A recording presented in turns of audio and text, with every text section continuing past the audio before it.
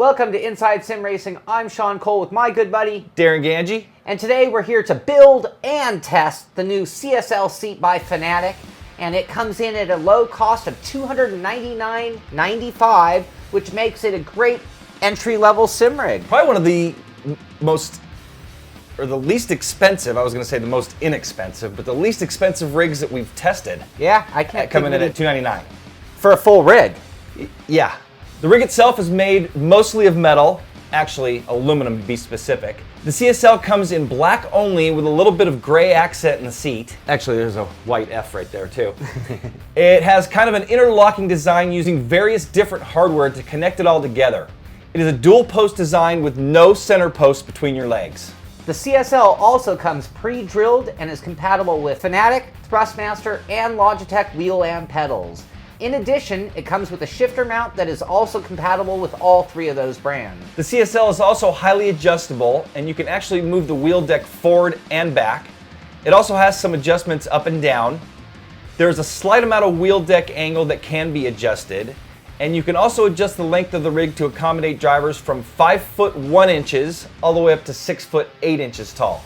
I can verify down to 5'5". I can't verify up to 6'8", but I'm close to 6'5", and fit me just fine. And I can see some room for extension too. Yeah, and 3 vice inches. versa. Yeah, I can see it getting quite a bit more compact. Yep. You can also make adjustments to the shifter both up and down and front and back a little bit. In addition to that, you can slide the seat forward and back quite a bit once the rig is fully bolted down in place. Yep. So there's all the specs for the rig, or box cover stuff. So we're going to talk about the assembly now. Before we do though, I want to mention something. This rig's been around for a while, but not called the CSL. Right. You know what it was, right? I can't remember the name, but Rhino. Yeah, that's it. It was the Rhino GT, and this guy that developed or designed this rig was like advertising. There was some issues with this guy, and I don't know what ended up happening, but there was, one of the big things was that he showed a guy sitting in the rig bouncing back and forth to show how stable it was, and so anyway. And they were hyping it in our forums, and I kept saying, when are you going to send us one? Like, years. I remember that.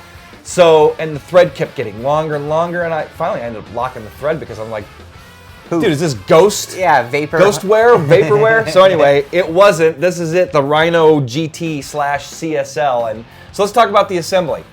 The assembly was kind of interesting. It actually looks like it would be simple, and the instructions look like they'd get you through it pretty well. However, it's very...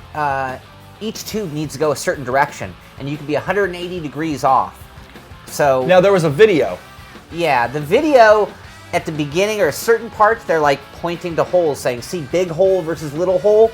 And then I noticed that they stopped doing it, especially at some of the intricate parts. So when I built it, I would build 3 steps forward to then have to take it apart a little bit, flip some stuff around, and then to proceed. So what I would do, just a little tip to anyone who's going to buy this and build it themselves, look a couple steps ahead at what direction you're in. It always comes down to which way the little locking mechanisms go in, because there's a fat hole and a little hole. So if the wheel deck's supposed to have the holes here, anyway, it was a little complicated, but in the end, it was easy. There was nothing so complicated that I needed any extra tools or any extra brain power. I just had to be a little patient and work it through. All right, well, fair enough. And again, it's going to take a little time, and take your time and watch the video, go through the instructions. So make sure you're putting everything the right way when you're assembling yours. So let's talk a little bit more about the rig, starting with the pedal area, or how it's configured. The pedals are held in place at a slight angle via 2 aluminum bars that are held on only at the tips. So in other words, if you move the rig, the pedals aren't going to move with it. Right. And that's just because of the design. But once you're in place and driving, the pedals don't move. At all. Yeah, they're rock solid. You can then adjust the distance from yourself to the pedals, or basically your leg length, by extending or what would be the descending? Extension, compression, that's a shock. Yeah, so putting it back or taking it out. Shortening or lengthening, yeah. To adjust it for your particular height. Okay, now focusing on the wheel deck, it has some adjustability as well. It actually attaches with these weird little, V-shaped bolts or bars, and you can actually move the whole apparatus frontward and backward. In addition to that, the wheel deck actually goes in that dual post on sort of sliders, and you can adjust the length up and down a little bit as well. Yeah, and based on the size, our differences, it adjusted just fine. I mean, Yeah. I think I like the driving position a little bit better than you did. Right. Because I like more upright, where you like a little bit more laid back. Yeah. So, but yeah, it seemed to fit us. I mean, we were both driving comfortably. Yeah, and I noticed that when I had it set up for me that you were able to slide the seat back and drive it, maybe not optimally, but get Right. in and run it. First thing I just said is I want the wheel higher. Exactly. That was it. And then when we switched it to yours, I was able to get in, move the seat forward, and still be fairly comfortable. Cool. All right, and then finally, as far as the rig goes, is the seat. And basically, this is like a frame Yes. with a cover on it. Yes. With some padding. Well said. And we'll talk more about that when we come back. And we're going to talk about the pros, cons, put on the Rev Scale, final thoughts, all on the CSL seat by Fanatec right after this. Do you have a butt kicker or a transducer that's not getting the job done? Is it shaking to just the low-end sounds? What if it shook when it was supposed to? SimVibe is an advanced, multi-dimensional, audio-based feedback software that utilizes 1 to 8 bass transducers and provides the correct physics-based vibrations throughout your simulator. This can greatly enhance immersion and drivability. Check it out for yourself at simexperience.com.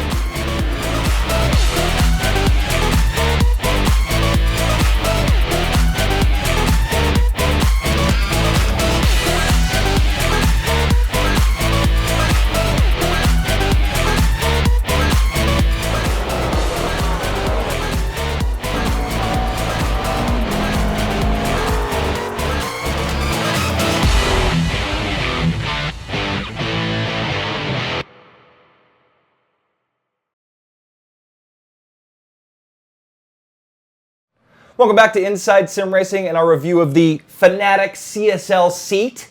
And we're going to go over the pros, cons, put on the Rev Scale, and wrap it up with some final thoughts. First of all, the pros, and inexpensive. $299.95. What a great starter rig. I know of wheel stands that are more expensive than that. Yeah, there are a handful, and so you can't go wrong. And then on top of that, if you have any of the 3 major brands of wheels, Fanatec, Thrustmaster, or Logitech, it works with it. So every single brand works. Yeah. Another pro is the adjustability. You're talking up, down, front, back, wheel angle, pedal distance, lots of adjustability to tailor it to your size.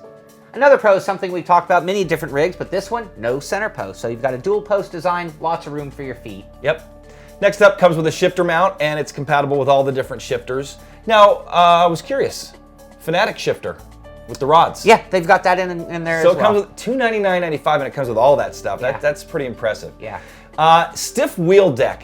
For the price, this thing is more stable than some of the rigs that go for $1,000. Yeah, absolutely. As far as wobble goes. Now, I'm not talking this kind of wobble because the whole thing wobbles more than any other rig that we've ever tried, and we'll talk about that in the cons, but it's not really a con because you don't feel it when you're driving. Right. It's probably the lightest rig. Well, and I think for me, some of it is how surprised I am at the stiffness, because I put it together, I looked at it the whole time, and I thought, we'll see about this. $299, looking like...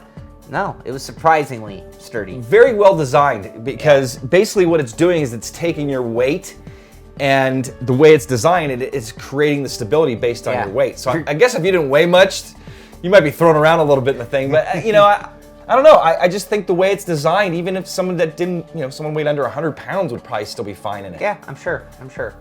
And the last real big pro is the seat itself, and this is more of a surprise as well, but it's actually comfortable. And I say that because, well, when you get to the cons, you'll find out why it's actually comfortable. Right. So that's going to take us to the cons, and why don't we just start with the seat?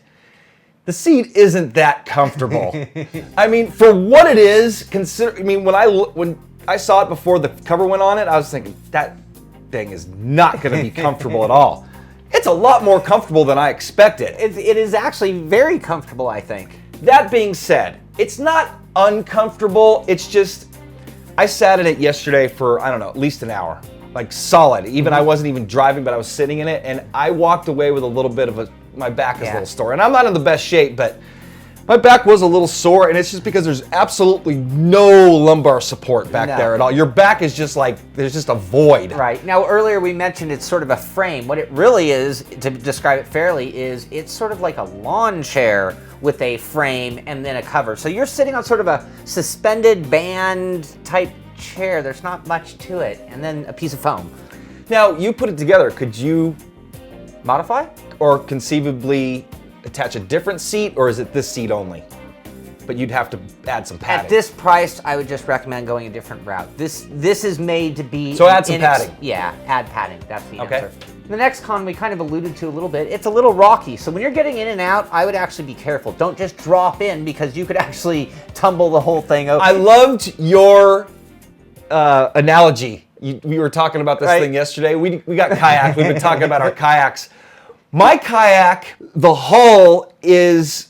Sean's, it's just a straight V. There's no extra to it. Yeah, Sean's has some extra V, extra... It's almost like pontoons built to the sides. Sean could get in his like a skateboard. He could practically jump in his and the thing's not going to go anywhere. Mine, and I didn't even realize this till the first time I tried to get in it, man, you have to really... It's really rocky and tippy.